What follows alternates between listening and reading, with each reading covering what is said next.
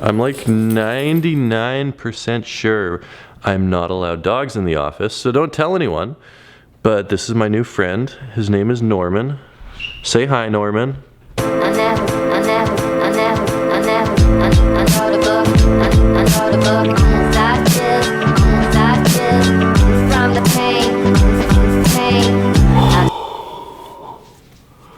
Wow. Wow. The jet lag is real. I'm someone that's usually up at like 8 o'clock in the morning every single day. Today I slept until 11:15. Oops, 13-hour time differences. I'm not a fan of 13-hour time differences. A huge tip of advice to people that are traveling: clean your house, clean your apartment, clean your condo before you leave so you get home and it's nice and clean. I didn't do that before I left and my place is just a huge mess. I mean, look at this. Shoes, laundry that needs to be folded and probably ironed by now, flight club, change sitting on the couch, who knows what else sitting on the couch. Oh, a Soul Exchange pamphlet. I'm gonna be at Soul Exchange November 23rd, 2019, Brooklyn Expo Center in New York, 7D2 Noble Street. You guys should come check that out. It's gonna be fun. Point being, my place is a mess. I desperately need to take like 5 hours and clean it and vacuum it and do dishes and clean the stovetop and wipe down the countertops, and ugh, cleaning sucks. The very unfortunate truth of November in Winnipeg is that it's been snowing the past couple days and there's ice on the roads. It's not that cold yet, which is a positive. It's not that cold yet. But the whole ice on the roads thing. If you haven't noticed, I like riding my boosted board a lot. Like, it's probably my third favorite thing to do in life. You can't really ride it safely with ice on the roads though. That being said, I'm still 100% going to ride it with ice on the roads.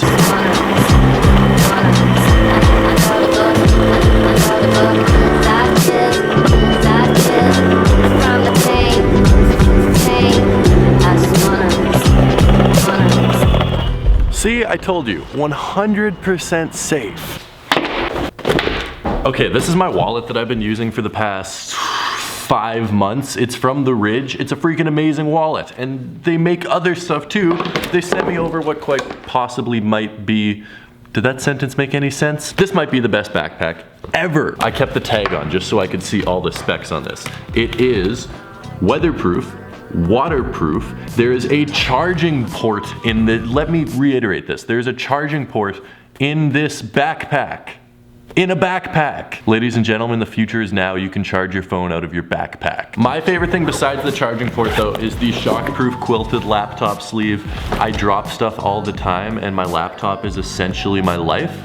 So with this, I don't have to worry about breaking my laptop. There's a travel strap, it's really comfortable, it looks nice, it's good quality, and they make these amazing wallets. I'm gonna leave a link down in the description if you guys wanna shop wallets, backpacks. They make phone cases, super good quality, really good prices, and a lifetime warranty on all of their products. You could buy this backpack, you could buy this wallet, and then when you're 95 years old, it could break, and they're going to send you a new wallet. So if you guys want to shop anything, visit ridgewallet.com/Tom and you save 10% off your order and get free worldwide shipping, or just click the link down in the description. Seriously, this is the best backpack I've ever seen in my life. I should probably cut the tags off now though. You guys know my terrible luck with getting shoes. Like, it's absolutely atrocious, especially if it's a raffle. There's just zero chance that I get shoes if it's a raffle, which sucks. And yesterday we took a look at the Yeezy 500 Soft Visions, which I absolutely love, and apparently most of you guys hate. But of course there was a couple other pairs of shoes that came out yesterday as well, one of them being the Jordan 1 Fearless. You guys know how I feel about Jordan 1s, so let me take you back to yesterday because we actually won a raffle. Sort of. There is a misalignment in the universe, something is wrong, something is strange. I won a raffle. Okay, well I didn't actually win a raffle. This is strange. I'm sitting at home minding my own business, playing some FIFA 20, and I get a phone call, and I pick up the phone and I'm like, hello? It's Champ Sports on the phone. So I'm a little excited. I filled out a raffle. I'm hoping that I won the raffle. I never win raffles. If you guys watch my videos, I never win raffles. You didn't win the size 12. All the size 12s are gone, but no one filled out a raffle for the size 11 and a half. Would you like the size 11 and a half? And I said, Yes, please. I would like the size 11 and a half.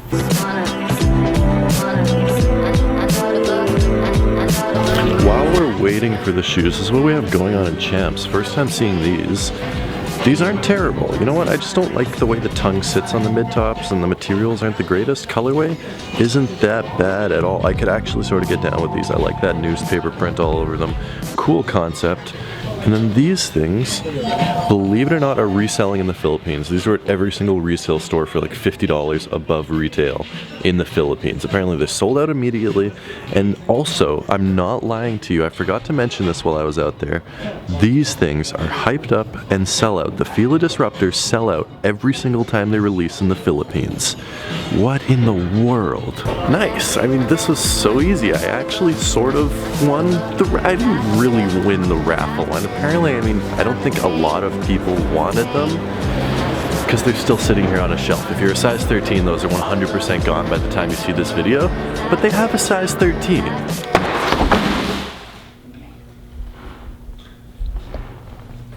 Oops. Okay, first off, someone explain to me why these are cheaper. I mean, they're a retro high. It's a special release. They come in a special box. Seriously, huge props to Jordan Brand for doing this box. It is beautiful. This looks like something they'd have on a Doernbecher release or something. Gorgeous box. Do more cool stuff like this. It's literally just a flip of the regular box, except it looks amazing and it really stands out. And I'm a fan of the box, but it's cheaper, which I'm not complaining about.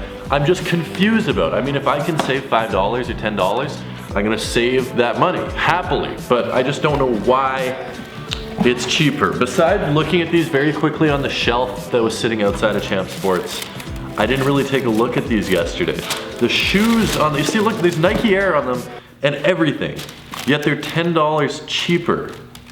I mean, I'm not complaining. So what I'm about to say about this pair of shoes is going to be misconstrued by a good portion of you guys, and people are going to be hating me down in the comments, saying I make no sense. But I've thought about it, I have looked at pictures of these, and I had sort of already made up my mind before I got these in hand. 2 extra pairs of laces. Shout out Jordan Brand, 2 extra pairs of laces. I mean, I'm still gonna put the black ones in these if I wear them. 2 extra pairs of laces though, you can never complain about that. These are bad. I'm just gonna say, these are bad. They're not good, they're disappointing. It's subpar, it's a missed opportunity. Bad. Tom, what are you talking about? You love Jordan 1s. Why would you buy them if they're bad? Yes, they're bad, but hear me out. They're still a great pair of shoes. I still love how they look. Let me explain it to you like this. We judge everything on a scale. So if we're watching an NBA game and Kendrick Nunn, the undrafted rookie, scores 18 points per game, we are going to lose our minds and say, where did this guy come from? How is this undrafted rookie that no one's ever heard of averaging 18 points a game? How is this happening? This dude is incredible.